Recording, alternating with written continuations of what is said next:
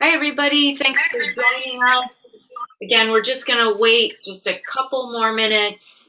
You're on the Lessons Learned webinar, and we're almost ready to get started. I just want to make sure we give enough time for folks who just started logging in right at 2 to get their computers connected. Everybody should be muted, and we'll open up the lines later for questions.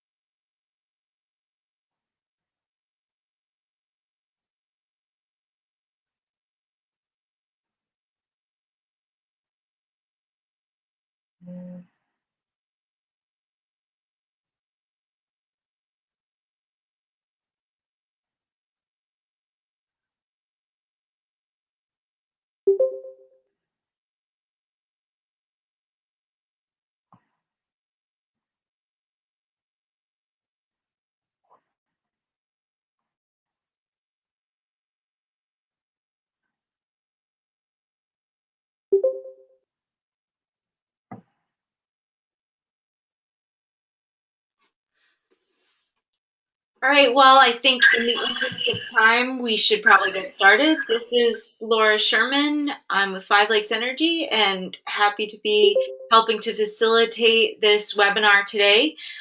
Just for a little background, everybody is going to have their line muted except for the presenters. And then toward the end, there will be plenty of time to ask questions of any of the presenters or the moderator, Skip Press, today. And we will, if you would like to ask a question at that point, it would be easiest if you can indicate that just by typing that you have a question in the chat window in your name, and then I will unmute you so that you're able to go ahead and ask your question and direct it to whomever you would like. And I think that will be the easiest way to facilitate that. So with that, I'm going to turn it over to Skip to get started. Good afternoon, everyone. Thank you for joining our webinar. We're fully subscribed today, so really appreciate the broad interest. So today we will share with you some of the insights and lessons learned from a year-long exploration of the opportunities and challenges experienced by local communities in hosting wind projects in Michigan. This is really a timely and important issue. It is a certainty that more projects will be proposed, wind projects will be proposed for Michigan in the future, and that's because, well, it's a variety of reasons. The economics of wind energy and solar energy are improving dramatically.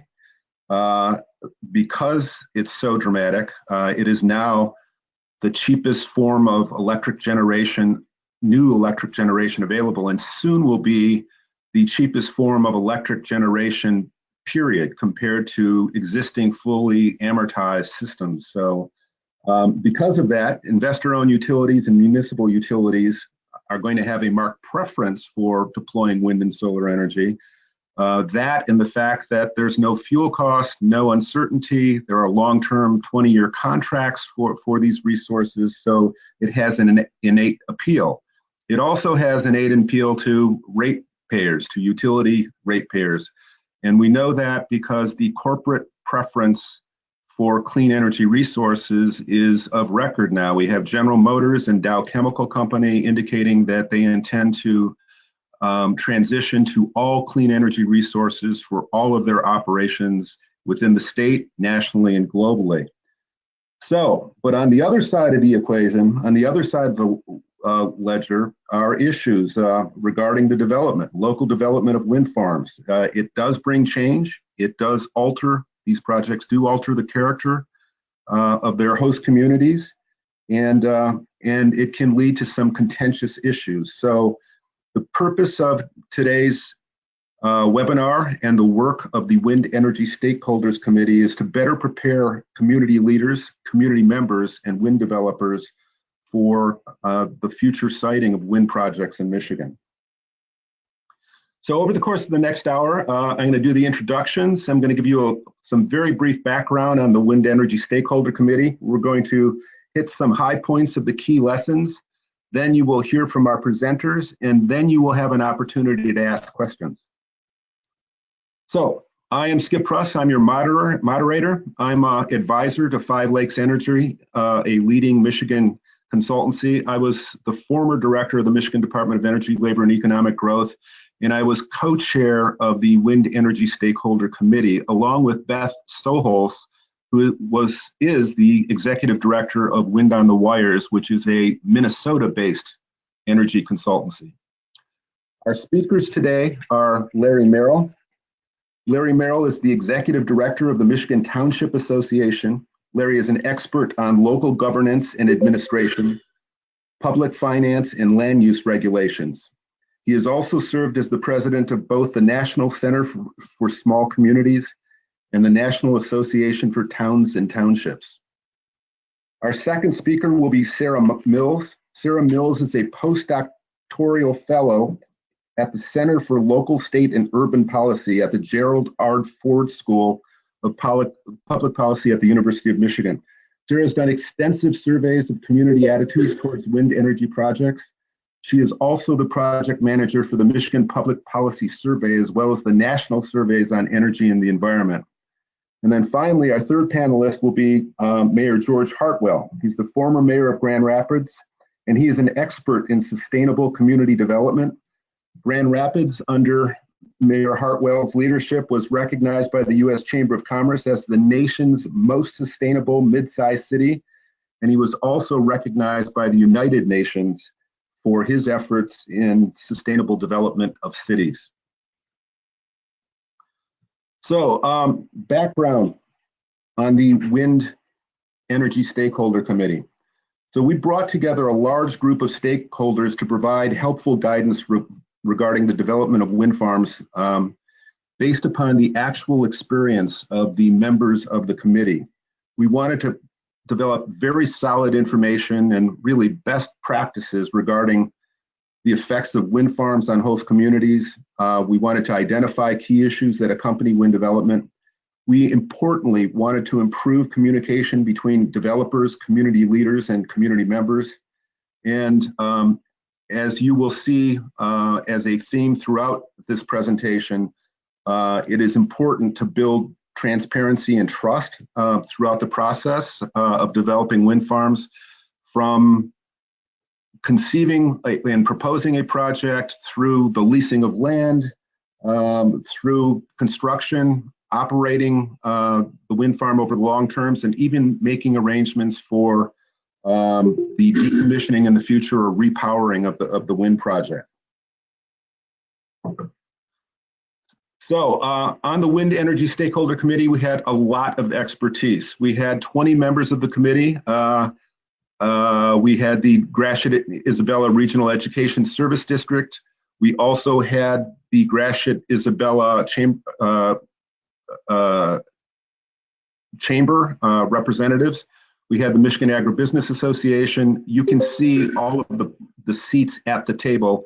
It included state agencies, the Michigan Department of Agriculture and Rural Development. We had the University of Michigan. We had the Michigan Renewable Energy Collaborative, which is a group of local officials, mostly county officials, concerned about the revenue implications now and in the future of wind development. And we had wind developers. We had Michigan Utilities. Our principal utilities, of course, Consumers Energy and DTE, both participated. We had local community representation as well as the faith community.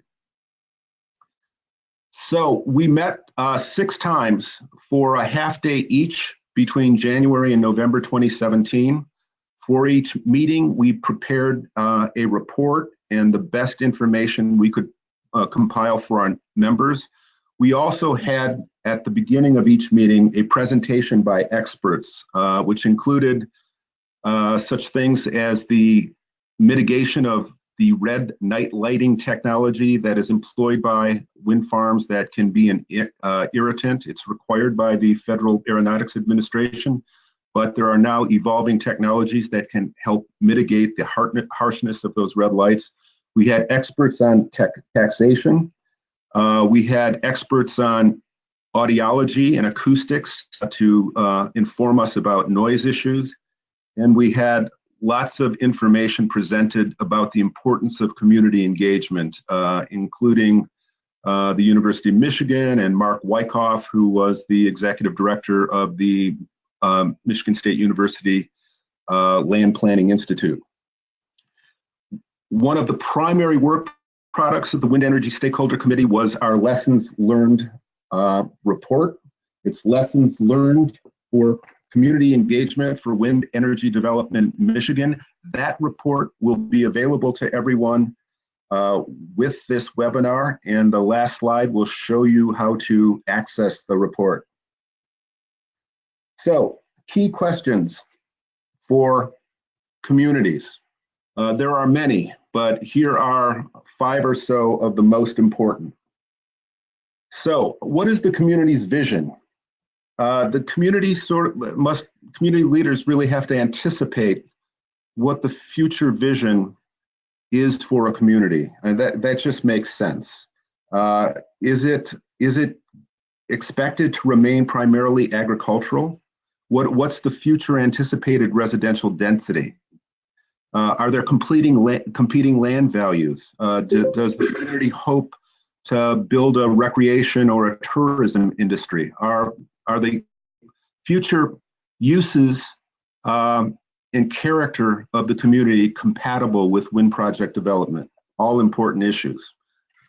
What are the benefits and burdens associated with bringing wind farms to communities? Now, this is a huge area because there's so much information. So, among the benefits are substantial capital investment that happens in communities. In fact, to meet Michigan's prior renewable portfolio standard, $3 billion were invested in what were primarily agricultural communities in Michigan, and that investment resulted in a stream of tax revenue that supports an array of community services over the long term. It also brings secondary benefits, economic benefits to the community in terms of, local restaurants and motels and other local providers within the communities, even car dealerships and implement dealers and whatnot.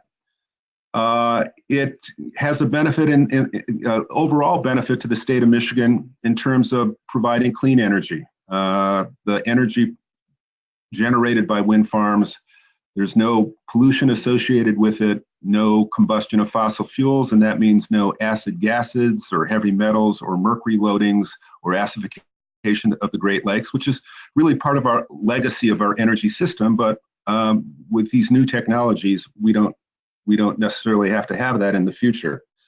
But there are also burdens clearly associated with developing wind farms and solar farms. There's no real free lunch, and so with a wind farm brings changes to the visual landscape, and as I said, bring changes to the character of the community, and importantly, not everyone will welcome wind farms, and community leaders, more than anything else, need to understand, anticipate, and prepare for the differences of opinion that will exist within their communities.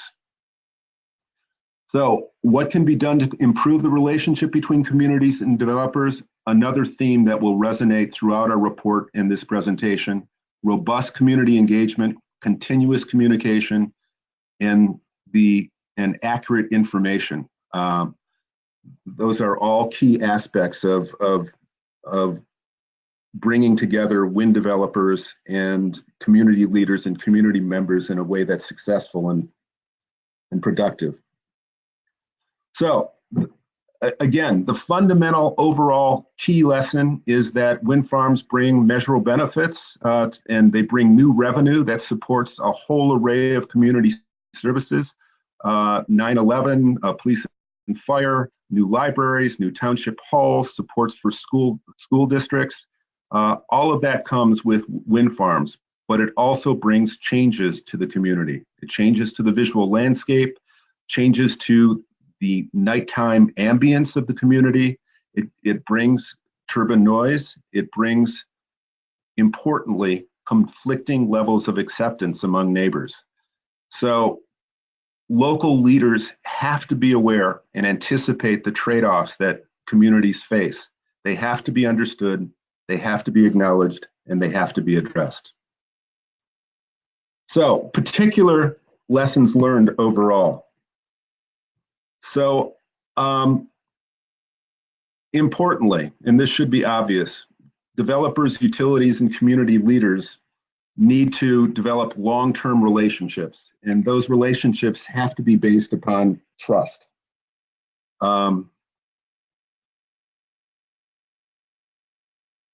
Community leaders have to take the lead to shape the future vision for the community and determine how wind energy development fits into that vision. It's important to accurately identify both the benefits and costs of wind development, and I went through a few of those, but it's key that everyone understands that. And it's also beneficial for all stakeholders to engage in non-biased third parties to present facts concerning wind energy. And so these sources exist. MSU Extension is an excellent resource. The EPA has resources online for communities who are considering wind and solar projects or large-scale projects that are being proposed for their communities. The national laboratories have information that is very useful about wind projects.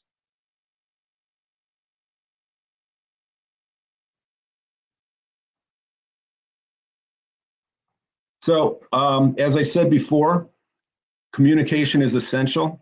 Developers, community leaders, and community members need to engage in continuous conversations throughout the lifetime of the wind projects.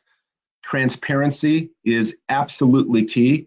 Sarah Miles will speak to this issue in her presentation. If there is confidence within the community in the integrity of the local planning process, it can make a difference in terms of community acceptance, and that difference translates greater acceptance can translate into a much easier time for local community leaders and local community members. And it's important for the wind developer to have a continual presence in the community. If there are questions that community leaders have or a member of the community has, they need to be able to go to a ready resource that's within the community and that is visible. And that contact by wind developers has to be continuous. And they can improve the situation by being sensitive to local businesses, local concerns, use local contractors for sinking lines and conduits and whatnot when that's possible, and just generally doing everything they can to build relationships with local communities. So research shows that compensation makes a big difference as well. The more people that are included in the compensation scheme, the better off the wind developer and the community is going to be.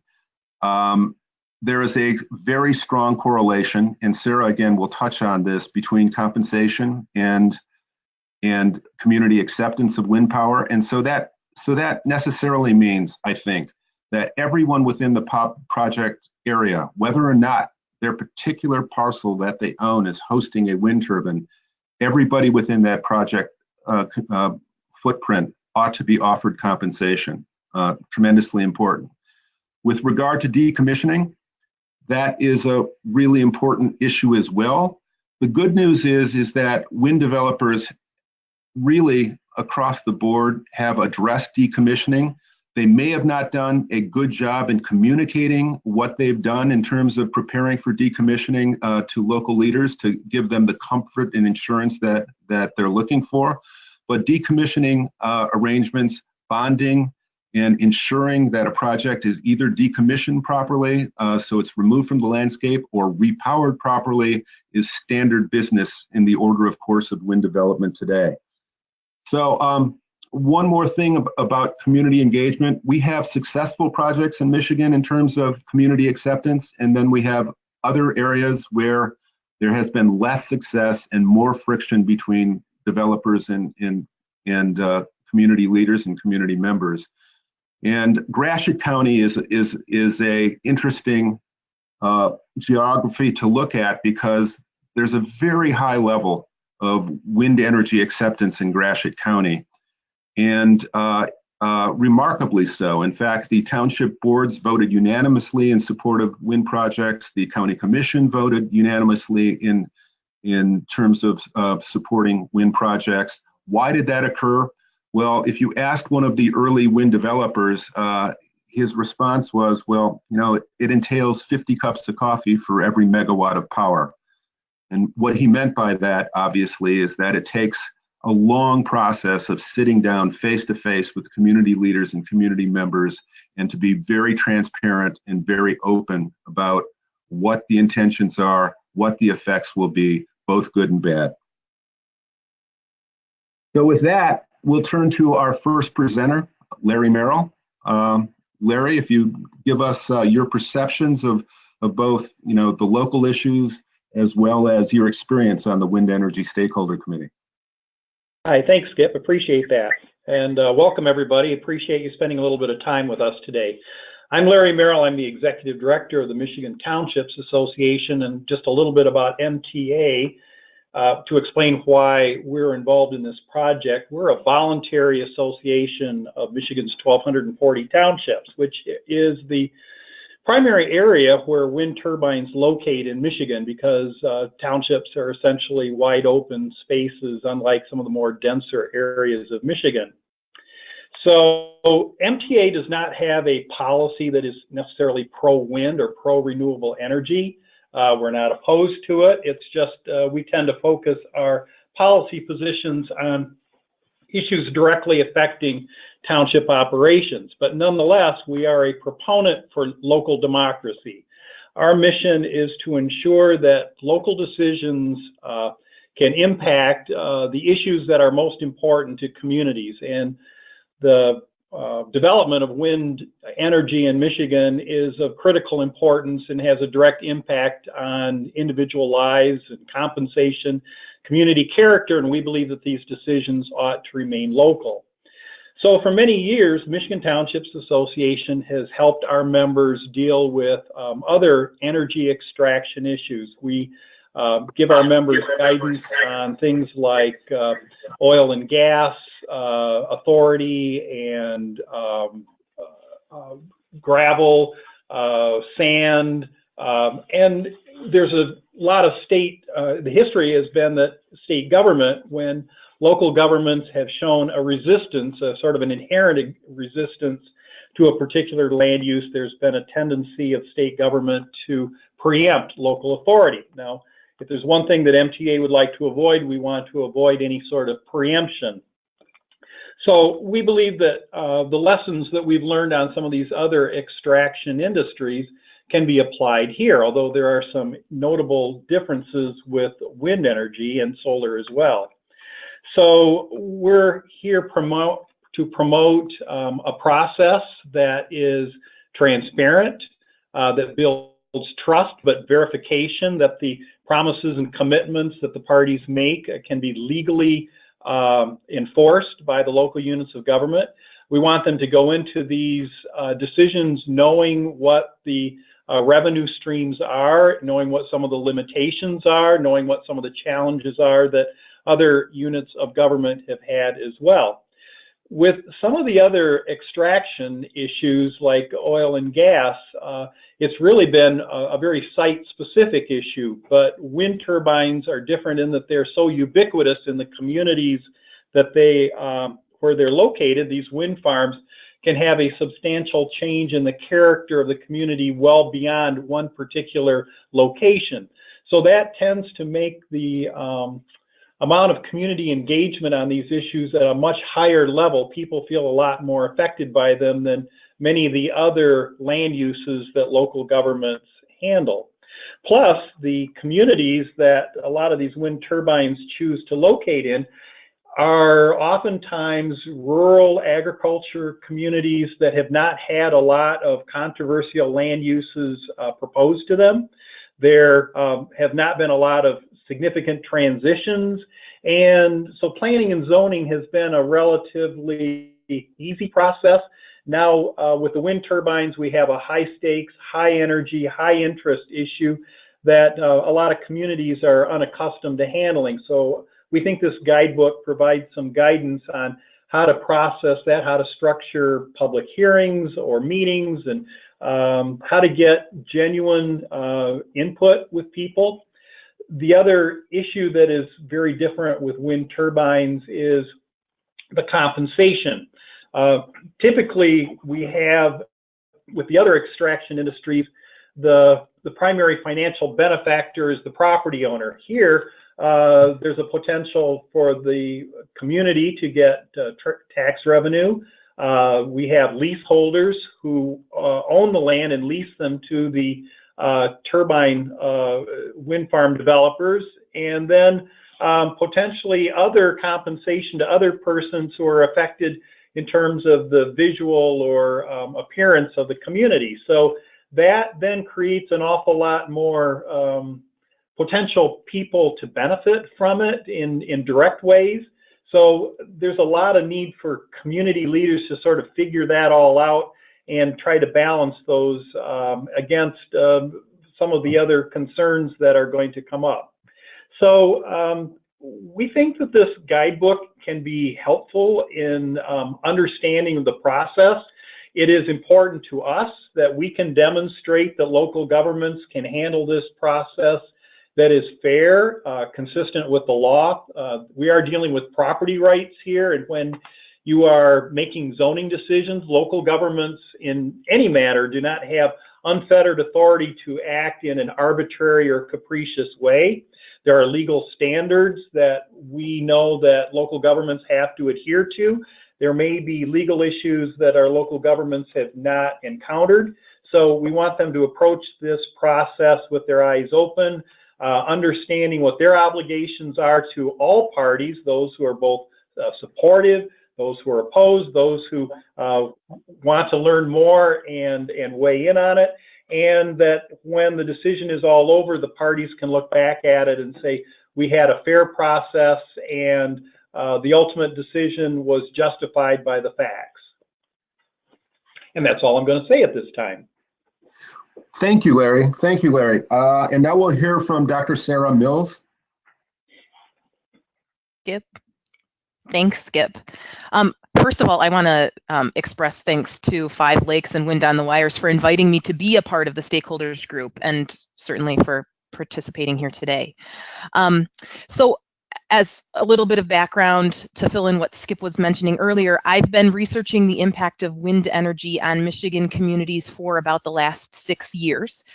And I just finished a project that was funded by the Mott Foundation, which is out of Flint, where the goal was to try to figure out why some Michigan townships have been so excited about wind energy, places with wind turbines that eagerly welcome additional turbines, and others have voted against allowing more wind turbines in their communities.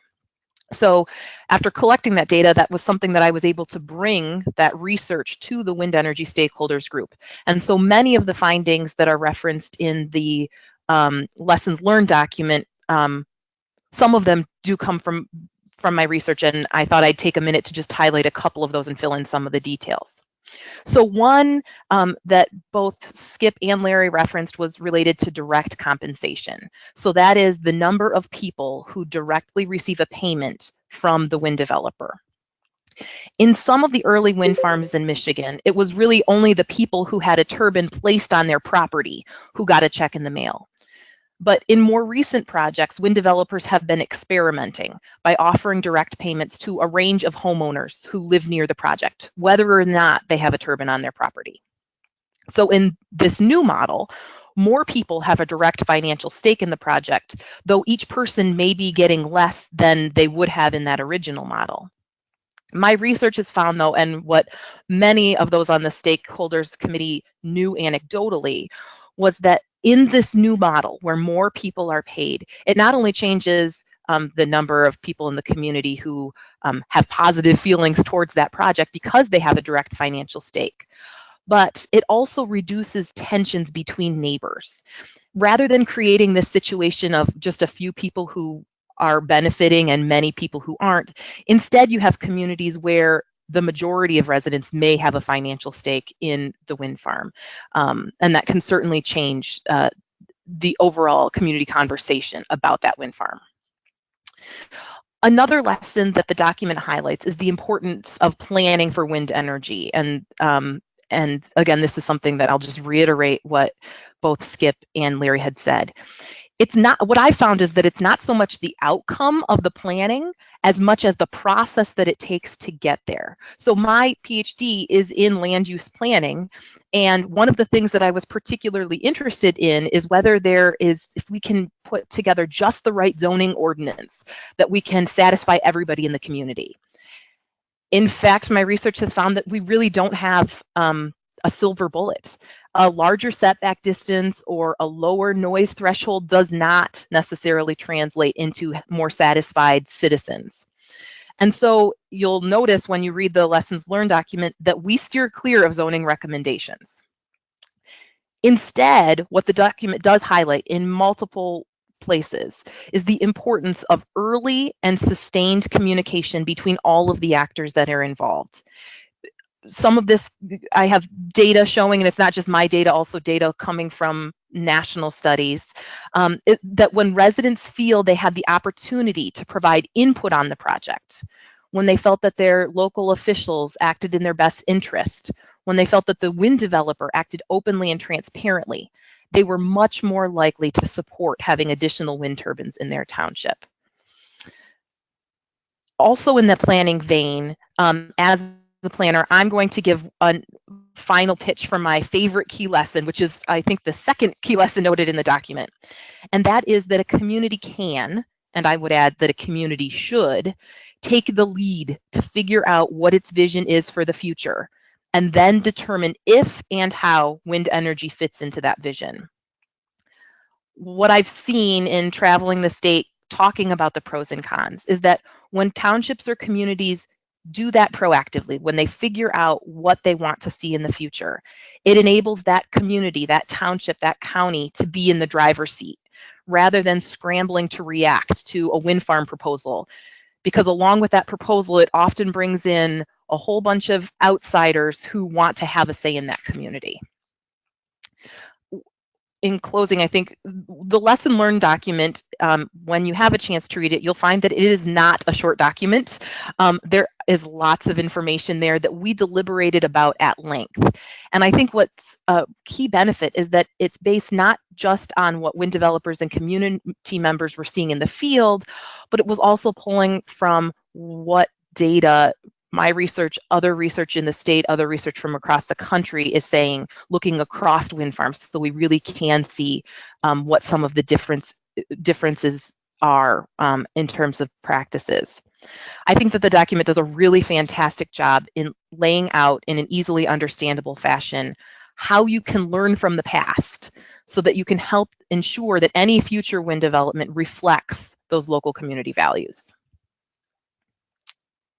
So I'll turn it over. Thank you, Sarah. That was excellent. Our last panelist is George Hartwell. Mr. Mayor. Well, thank you, Skip. And first, let me say what an honor it's been to serve under Skip's leadership for this last year, and capable leadership, and to serve with smart people like Larry and Sarah, a smart, thoughtful group that we had put together. I think we each came to this project with a slightly different perspective of what we wanted to accomplish, given our own experiences, given our own biases. But we quickly realized that if this was going to be a useful, effective document, we had to set bias aside and really draw on the pool of experiences that were represented by the group that was gathered, a very diverse group. So what we've done, as Larry and Sarah both said, is we prepared a guide here. If you're a developer seeking the easiest way to get a project approved, this document is not for you. If you are a community member or a local elected official seeking the surest way to kill a project, this document is not for you. It is for anyone involved in a wind project who is seeking to employ a transparent, ethical, evidence-based and civil approach to consideration of wind development. First of all, we operated under the premise that wind is part of the commons. That is, it belongs to no one because it belongs to everyone. And using it for commercial purposes has consequences for the community. We recognized also that siting wind turbines can change the character of the area, even as it changes the viewscape. And maybe some who, especially those who are directly benefiting economically, may be willing to accept this change, where others, perhaps not so directly enjoying economic gain from a project, may be opposed. But everyone, double underscore, everyone has the right to be heard in the process. And so Larry said the MTA is a proponent of local democracy, and that really, truly is what this document is about. It's a roadmap that any good project should and can follow, to put all the facts in front of citizens, the good, the bad, the ugly, because transparency is critical, and honesty is absolutely mandatory. And then through a robust but civil community conversation, ultimately a good decision is going to be made. Sarah just told us that the process that we use to get there is in some ways more important than the product or the outcome of that work. And so the document proposes some best practices for local officials to ensure that there is an open, candid, civil discussion that takes place. Some of these practices, of course, will be obvious to local officials because they employ the tools all the time in their public meetings. Others, on the other hand, may be somewhat novel, and I think all can certainly be helpful. When you open the document, you're going to page 4, suggested considerations for local government leaders. What you're going to find is a set of questions, actually over 80 questions that local elected officials should be raising with their citizens. This document is suggestive, I would say. It's not directive. And so I think what I'd like to do is conclude this with a personal experience to show why this tool that we're unveiling today can be so very useful. In 2004, shortly after I took the office of mayor in Grand Rapids, we set a renewable energy goal for municipal government of 20% by 2008. We achieved that goal, and then we set an even more aggressive goal of 100% of our municipal power coming from renewable sources by the year 2025. In pursuit of that goal, we decided it would be just a fine idea to put 2 1-megawatt turbines on the Lake Michigan shore, where the city owned a 140-acre parcel where our drinking water intake and treatment facility was located.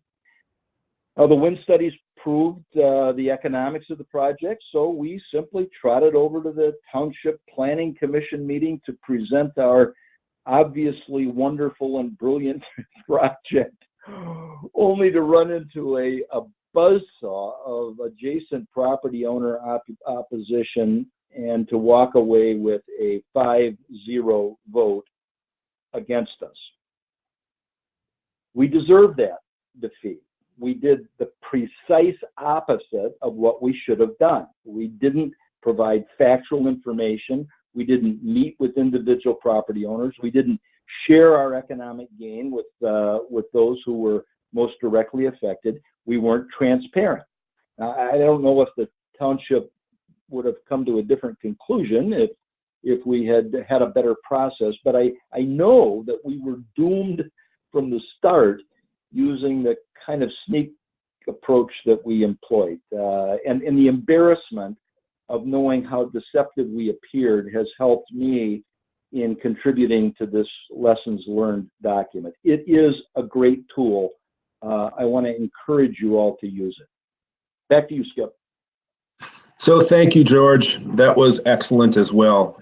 Now everyone will have an opportunity to ask questions. If you have a question, please type that into the chat box or indicate that you have a question by using the chat box. But I would like to ask a first question, and I want to direct it to Sarah because I think the audience will find this interesting. Sarah, among your early research, your survey research, that included findings with regard to the extent to which farmers reinvest the money that they get from leasing their property for wind turbines.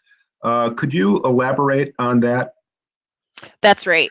So the first study that I did, which was in 2014, I was trying to understand what anybody who owns farmland in some wind farm communities, as well as some control communities, people that, where there had been no wind development, how they were investing in their property, because what I had a hunch is that if you're getting revenue from a wind developer, that you're going to be putting some of that into your property. And from a farmland preservation perspective, which was what I was really interested in, that's a good thing. If people are improving their barns or buying new equipment, then they're not likely going out of farming anytime soon. And from farmland preservation, that's what we want to see.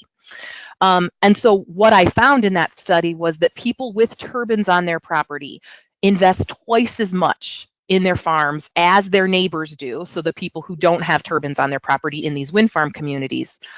But they also invest twice as much as people in the non-wind farm communities. And that's even true when you account for the different size of farms. So it is true that people with wind turbines on their properties tend to have larger farm holdings.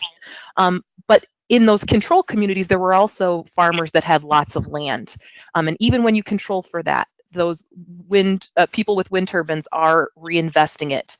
They're investing it in all aspects, actually, of their farm, in their home, in their outbuildings, in equipment, and in field tile, or most of the places where I was looking, they were tiling their fields rather than doing much with irrigation.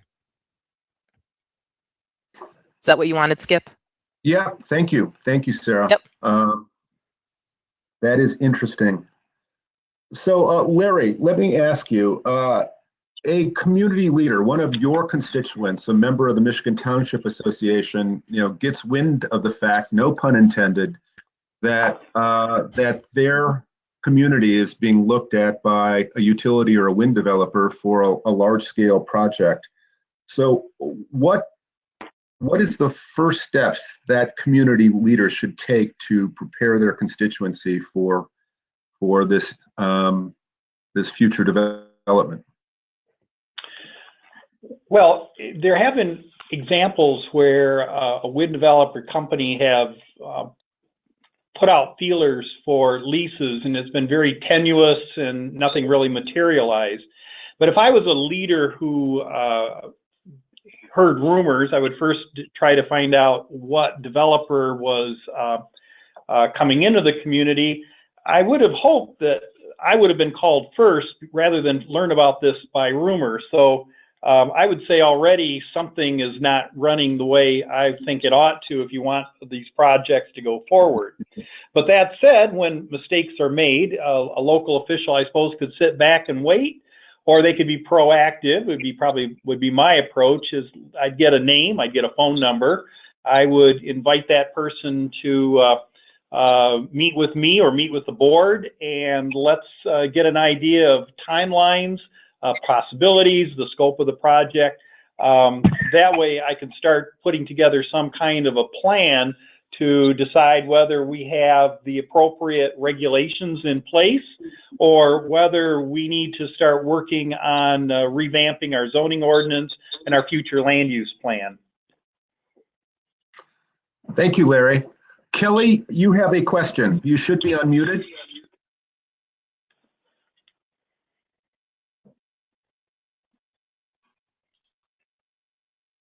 Kelly, do you have a question? She may be having trouble. Oh, there she is. Yeah, I was wondering if Sarah could say more about the concept of transparency. I've been hearing about that on other webinars as well, that it's really important. And so what exactly do people want developers to be more transparent about? How can they be more transparent? If you could just say more on that, please. Yeah, absolutely. And so my survey is a written survey. It's a mail survey. And so I leave the entire back page blank, and most of my respondents give me tons of information, fill the entire page. So, and I've also done a lot of interviews in these places too. So mostly what they're talking about is there's a lot of resentment in communities when developers approach them and say, you need to keep this lease private. Like, you can't tell anybody what's going on here. That is like the first signal to them. That's the most common thing I hear. Like, there's shady business going on. If I can't talk to my neighbor, to my brother-in-law about what this is all about. I think word does get around. I mean, I grew up in a small town. Word gets around anyway. And so by coming in and being told, like, you can't talk about this, that is one tangible example of something given to me where that people have told me about, like, this is an example of people not acting transparently. I think from a planning perspective too, other things that help are to be really honest about what the parameters are from the project. What are the constraints, and how much of this is set in stone, and how much is there wiggle room? And so I think I've heard a lot of, or a number of people have written on their surveys that when you're presented with a plan and said, this is what it is, that they resent the idea that, that they're not asked, or that there's not an opportunity for community discussion about that. I can, if there's additional questions on that, I can come back to it as well. George, I have a question for you. Other than the proposed wind turbine at the Grand Rapids wastewater treatment plant that didn't go forward, you've been really successful as mayor of Grand Rapids in advancing clean energy and sustainability issues. How do you build relationships and trust and enable consensus on these issues? And also bearing in mind that opponents of a project are likely to be more motivated, more active, and more engaged than maybe the majority that may be supporting a project. Yeah, well, thanks for the question, Skip. So I think I would start by saying that it's just leapfrogging off of what Sarah has just said, that transparency becomes very, very important. We're talking about using public dollars, public funds for projects that, whether they're renewable energy projects or energy efficiency projects, it's public monies, and people have the right to know how their money is being used. A good example of that was when we changed out several of the pumps at our Lake Michigan water filtration plant. City pushes 51 million gallons of water on average a day, 32 miles up to its distribution point in the city of Grand Rapids and suburbs. And so we changed out some old pumps and we brought in new pumps, and they were energy efficient pumps, and we were able to save some on our electric costs as a result of that. We went to our ratepayers, in this case, the customers of our water system, and said, folks, what we're going to do is capture that savings and reinvest it in renewable energy. It was At that point, it was somewhat more costly, but it was important to tell people that up front rather than having it learned later and have people potentially angry or upset.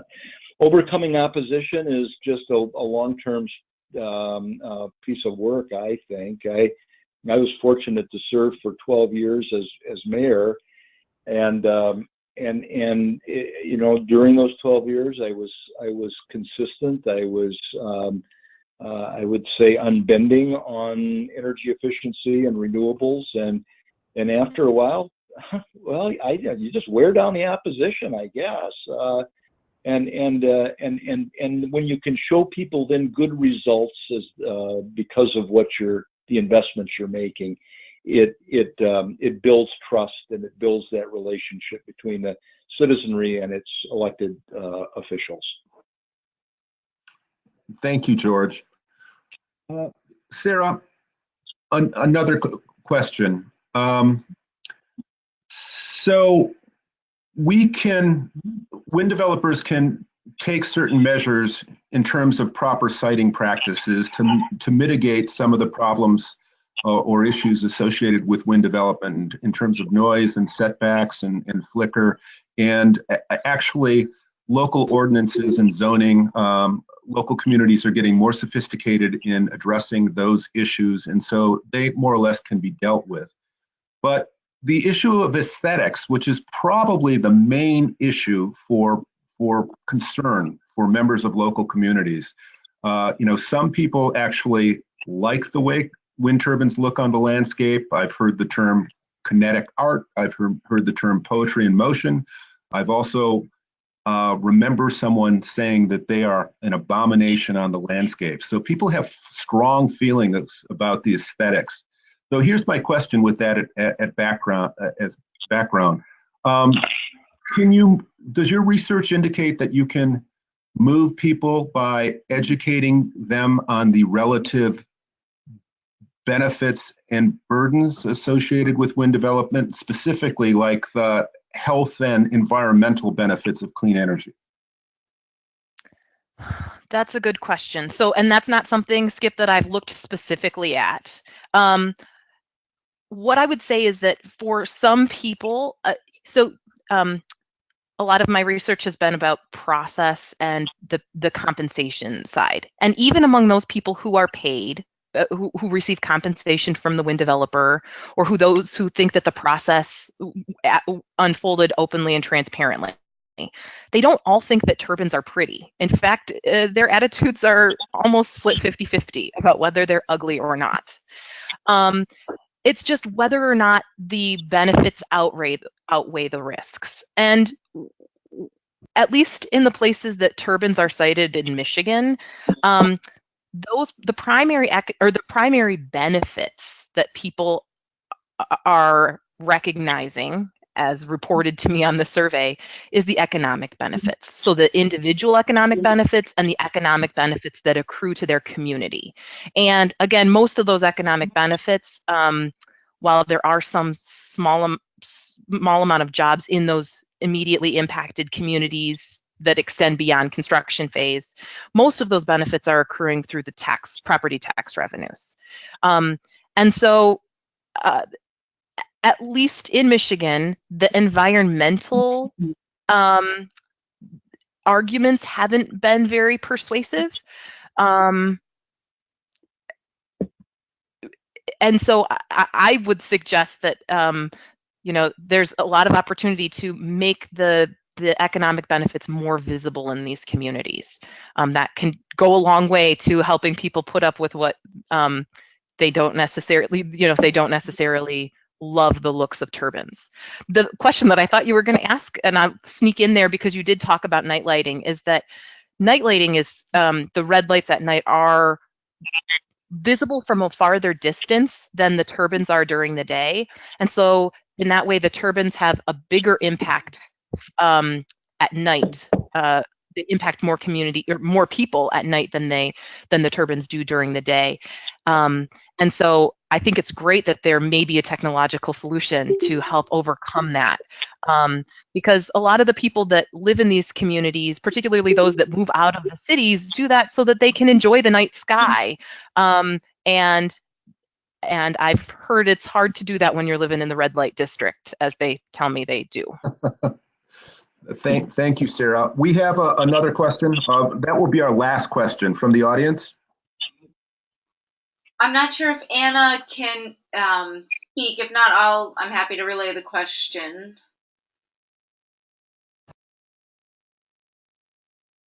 Sure, can you hear me? Yes, go ahead. Yes, loud and clear. Great. First, just thank all of you for the work that you've done on this document. It's quite a masterpiece. I just opened up the PDF. So thank you for your time on it. My question was, I forget who mentioned sort of a model ordinance, but it sounds like that might not be helpful since each community is so different. But I'm wondering if you have any thoughts on if a county or township commissioner is brand new to wind energy, how they can get guidance on developing a reasonable ordinance that works for both the community members while also not completely zoning out wind from their township or county. Larry or George, can you handle that, please? Well, this is Larry. I'll weigh in on that. It would not be a bad idea for a township to get some consulting assistance on this, to find, perhaps contact a township that has already got an ordinance, have them share it with you.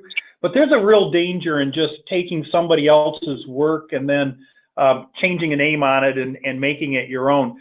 It's a thought process. Of course, it also needs to be wedded with your master plan. And a good planning consultant can help guide you through that process and help give you some standards in conversation with your community and with the developers that are reasonable, that are enforceable, and that would withstand a legal challenge. Yeah, I'd add to that. I talked about the biases that we brought to this process. The bias I brought was my expectation that we could develop a model ordinance for wind facilities. It became clear early on that wasn't going to happen. But I think there isn't much guidance out there, and I'd like to suggest that maybe there's a role here for the Michigan Township Association, the Michigan Association of Counties, and the Michigan Municipal League together to convene a group to do some work on this question. I think it's confounding to most local leaders as they face this issue. So for what it's worth, I would concur with that, George. I think there's more work to do. Thank you, everyone. That's our webinar today. The report is posted at WindWorks Michigan's website. You can go there, get the report. There's a lot of other good information available at that website as well. Thanks again for being with us this afternoon.